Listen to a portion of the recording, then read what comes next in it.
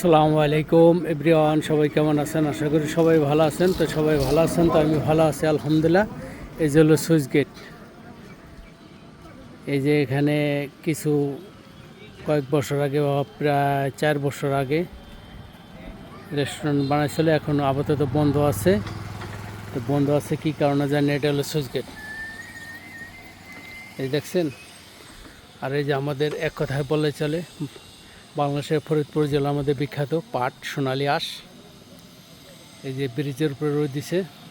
আপনাদের যদি এই সাইডটা দেখাই, এই দেখেন, এটা একবার এই যে নলেরটা একবার খেজুরতলা গেছে এই খালটা।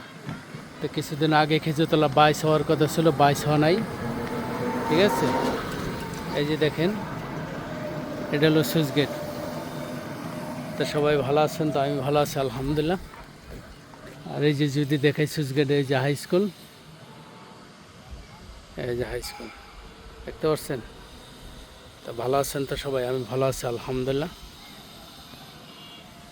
আবার যদি ঘুরে দেখাই, তা ভালো থাকবেন সবাই। আসসালামু আলাইকুম।